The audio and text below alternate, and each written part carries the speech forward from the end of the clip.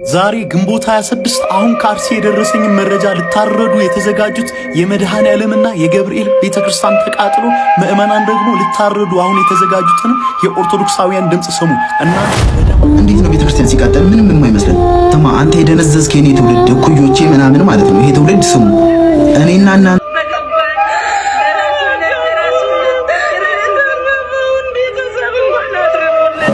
ሟቾች ቁጥር ከ10 ወደ 37 ደርሷል። የተቃጠሉ ቤት 101 ዓመት ዕድሜ ያለው የቅዱስ ገብርኤል ቤተክርስቲያን ሙሉ በሙሉ በእሳት ወድሟል።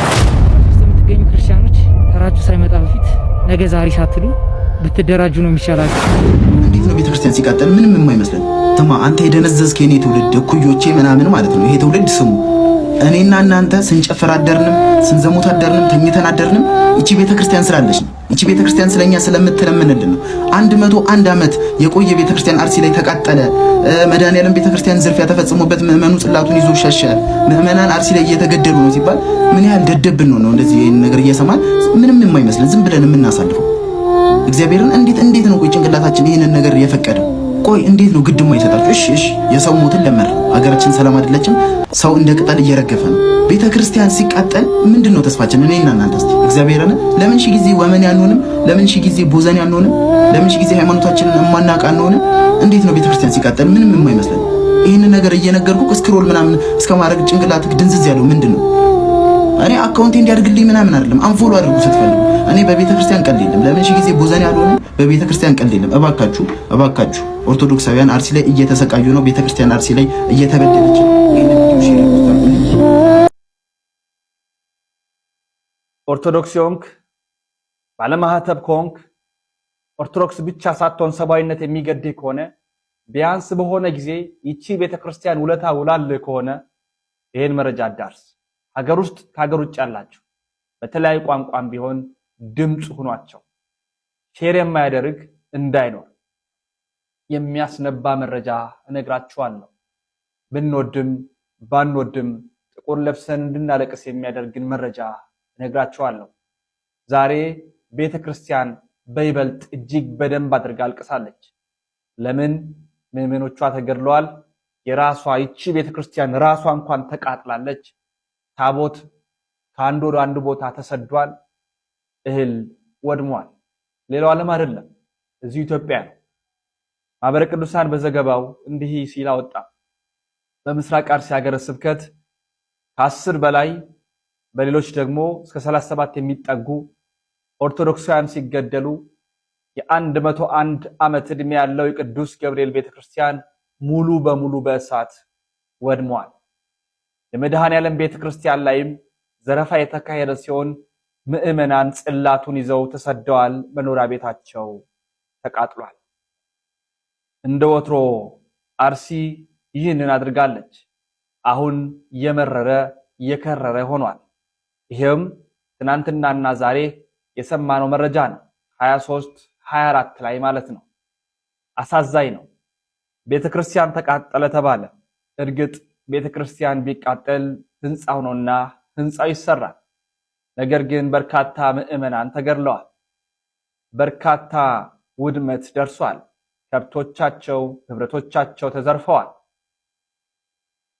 የቅዱስ ታቦቱ ታላቁ መስዋዕት የሚቀርብበት መሰዊያው ነው ተሰዷል። ምእመናንም ከአንድ ቦታ ወደ አንድ ቦታ ይዘው ለመሄድ ተገደዋል። 101 ዓመት ያስቆጠረው 4 ትውልድ ያህል የቆየውም ቤተክርስቲያን ዶግ አመድ ሆኗል። አርሲ ነው ይሄ ሆኖ። ጥቁር ለብሰን እናነባለን። ማንን እንደምንጠይቅ አናውቅም። አብዛኛዎቹ በጫካ ውስጥ ገብተዋል። የተቀሩት ደግሞ በሜዳ አሉ። ይዘው የሄዱት፣ ይዘው የሮጡት፣ ይዘው ያመለጧት አንድና አንድ ይች ማህተባቸው ናት። ክርስቶስ ኢየሱስ በቀራኔው ኮረብታ ላይ በዚህ መስቀል ላይ ተሰቅሎ ደሙን አፍሶ ስጋውን ቆርሶ ተቤዥቶናል። አንገታችን ይቆረጥ ይሆናል እንጂ ይህንን መስቀል ከአንገታችን አናወጣም፣ ማተባችን አንበጥስም ብለው ክርስቶስን ይዘው ሄደዋል። አቤቱ ጉልበቴ ሆይ እወድሃለሁ፣ ኃይሌ፣ አምባዬ፣ መጠጊያዬ፣ መድኃኒቴ፣ መሸሸጊያዬ አንተ ነህ ሲሉ ለቅዱስ ዳዊት እያዜሙ እነሆ ተሰደዋል። ኦርቶዶክሳውያን አባቶቻችን ታቦቱን ይዘው ለቅዱስ ዳዊት እየዘመሩ እየጸለዩም ወደፊት ለፊት ታቦቱን ይዘው ሄደዋል። ታቦት ተሰብሯል። ቤተክርስቲያን ተቃጥሏል። ምዕመናን ተገድለዋል። ይህ ኢትዮጵያ ውስጥ ነው። ይህ አርሲ ነው። ይህንን ይድረስ ለአባቶች አንልም፣ ይድረስ ለሲኖዶስ አንልም። ብቻ ወደ ማን እንደምንጮህ አናውቅም። ብቻ ለታሪክ ይቀመጥ። ታሪክ በራሱ የሚዘክረው ጊዜ ይመጣል። ባካችሁ አባቶቻችን ህንፃ ህንፃ ህንፃ፣ ልማት ልማት ልማት እያላችሁ ዕለት ዕለት እኛ ኦርቶዶክሳውያን ታሳዝኑ። ይሄውኛ በዚህ ሰዓት መስማት ምንፈልገው የራቀው እንዲቀርብ፣ ያለው እንዲጸና፣ በጭንቅ ውስጥ ያለው እንዲጽናና ነው። ይሄንን ደግሞ ከእያንዳንዱ የደብር አለቃ ከእያንዳንዱ ካህን እንፈልጋለን። እኛ ያልተገደልነው አርሲ ስላልሆን ብቻና ብቻ ነው። የሰማይ አምላክ ልዑለ ባሕሪ ቅዱስ እግዚአብሔር ሰላሙን ለምድራችን ለሀገራችን ከሁሉ ደግሞ ለምትቀድመዋ ለንዕድ ክብርት ለሆነች ለቤተ ክርስቲያናችን እግዚአብሔር ያምጣል።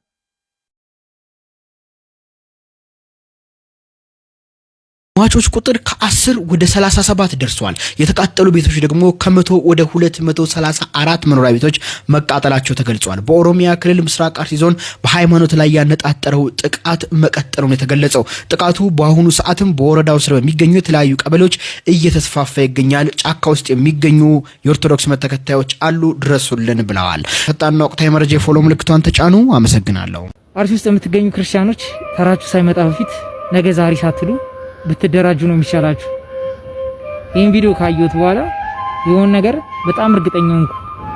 ለካ ከአንድ ቤት ሁሉንም ቤተሰብ ገለው የሚሄዱት ያንን መሬት ክሌም የሚያደርግ ሰው እንዳይመጣ ነው።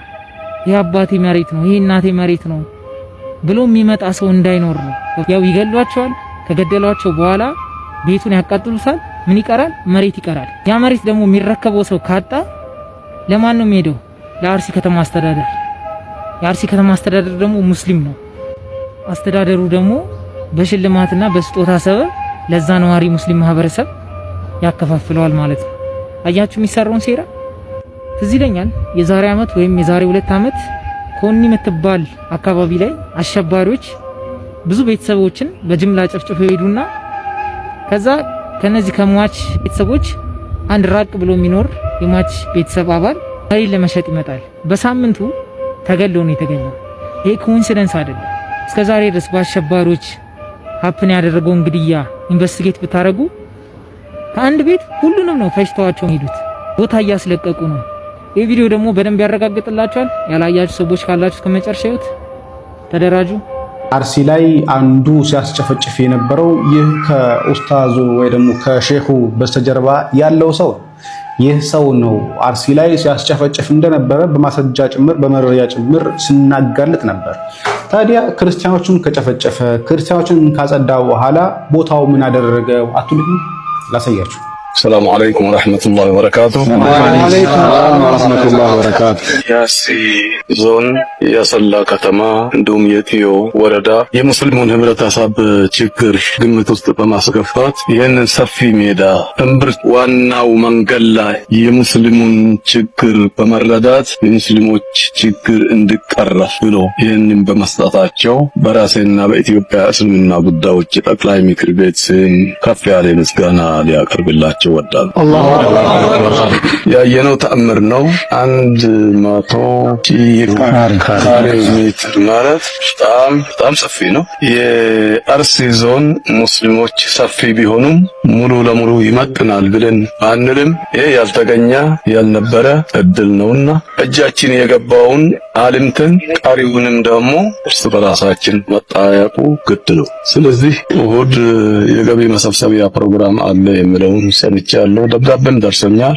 በዚህ አጋጣሚ ሁሉም ድምጻችን የሚሰሙ ወገኖች ሙስሊሞች ብቻ ሳይሆኑ ወገኖች ሁሉ በዛ ቀን እንዲሳተፉ በዚህ አጋጣሚ መልእክቴን ለማስተላለፍ ወዳለሁኝና ይሄንን ፕሮጀክት ለማልማት ሁላችንን በያለንበት ተግተን መጅልሳችን ጎን እንድትቆሙና የተባለው ትምህርት ቤት ነው፣ መስጂድ ነው፣ ኮሌጅ ነው። ግን ከዛ በላይ ከፍ ማለት አለበት። እኔን የሚሰሙኝ ሆነ የሚመለከቱኝ ካሉበት ሙስሊሞች ብሔር፣ ቋንቋ ሳንለይ ይህን የመሰለ ወርቃማ ሜዳ መንግስታችን ስለግሰን ለሙስሊሞች ብሎ ይህንን ስጦታ ሲያበረክት መሬቱን ብቻ አበርክቶ ወደ ኋላ የተመለሰ መንግስት አይደለም። ሰምተናል። የመሬት ክፍያ እንዳለው ካሳ እንዳለው ሰምተናል።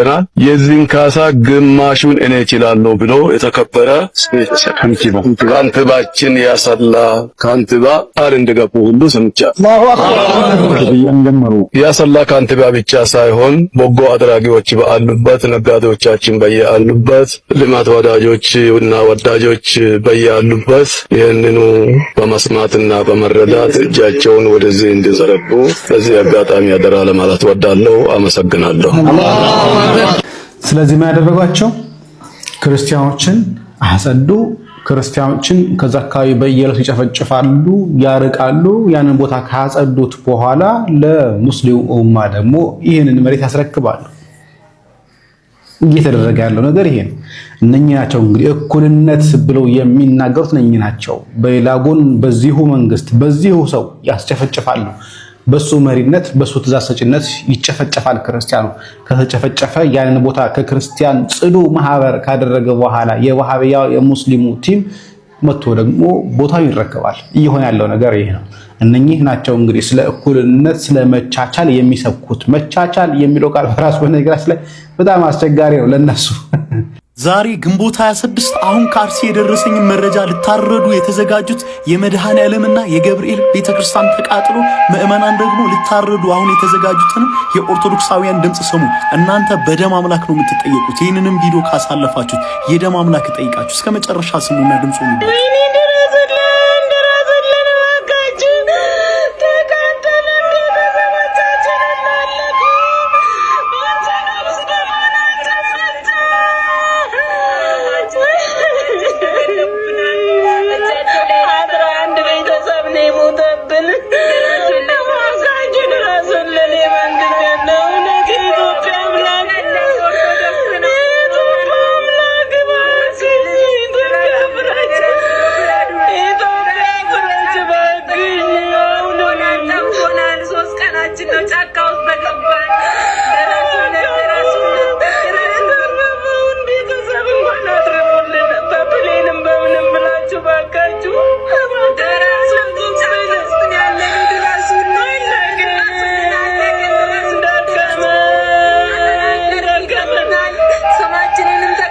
ወንድሞቻችን፣ እናቶቻችን፣ አባቶቻችን፣ ካህናቶች አባቶቻችን ተገሎ ነው በየጫካ አሁን ሞት የሚጠብቁትን በደንብ ንጹህ ሰምታችኋል።